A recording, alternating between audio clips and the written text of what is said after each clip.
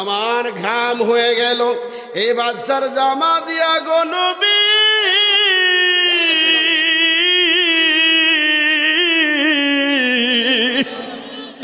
ও গো নবীজি, আমার এই বাচ্চাটা জামা দিয়ে আমার ঘাম মুছে ডাক দিয়া কই আব্বা, জীবনের প্রথম আপনারা দেখলাম গো আব্বা, এত কষ্ট কইরা কেন গর্ত করেন? আমি তার কথা শুনি না গো নবী। আমি পাষাণ গর্ত করতে করতে গর্ত করতে যাই। ইয়া রাসূলুল্লাহ নবী গো, এক পর্যায়ে গর্ত যখন গভীর হয়ে যায়, হঠাৎ করে আমি পাষাণ আমার মেয়েটাকে ধাক্কা মাইরা গর্তের মধ্যে ফলাইয়া দিলাম। ওগো নবী, আপনারা জুড়ে বলেন আল্লাহু আকবার। ওগো নবী, বাচ্চাটা যখন গর্তে পড়ে যায়, পাথরগুলো কঙ্করগুলো বাচ্চার শরীরে দেয়, পাটা যখন একেবারে মাটির সাথে লাইগা গেছে, বাচ্চাটা ডাক দিয়া কয় আব্বা গো, আমার মাইরো না, আমার মাইরো না,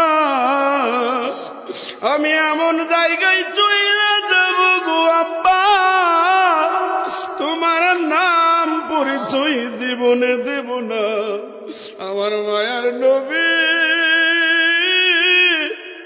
চোখের পানি ফালায়া ফালায়া দাড়ি মুবারক গুলো ভিজে যায়, চিৎকার দিয়ে বলেন না আল্লাহু আকবার।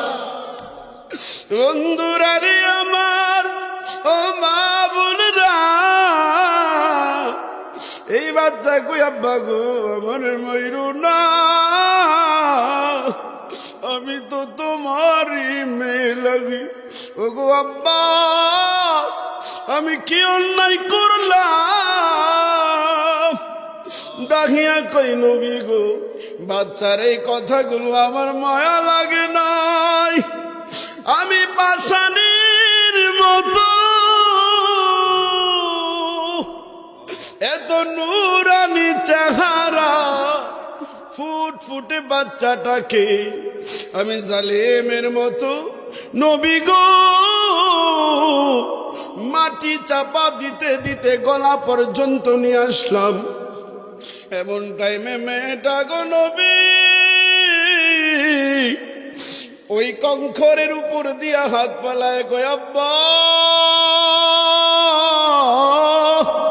ও আব্বা, আমার কষ্ট হয়, আমারে আর আপনি মাইরেন না আব্বা, আমারে আর মাইরেন না।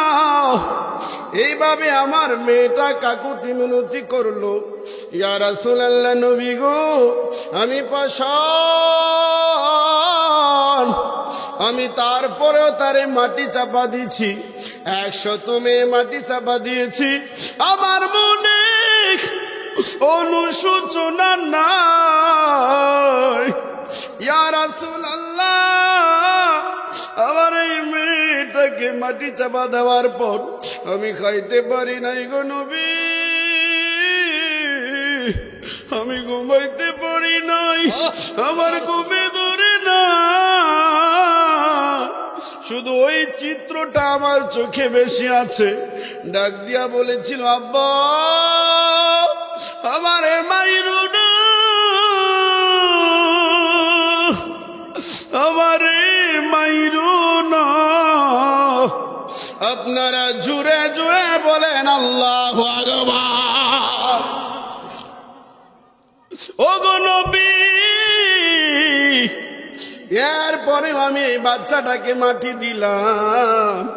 মাটি দেওয়ার পর আমার শান্তি লাগে না, আমি খাইতে পারি না, আমি ঘুমাইতে পারি নাই গো নবী। আমার কাছে অশান্তি লাগে, এমন জীবনে আমার লাগে নাই। আমার মনে হয় ও নবী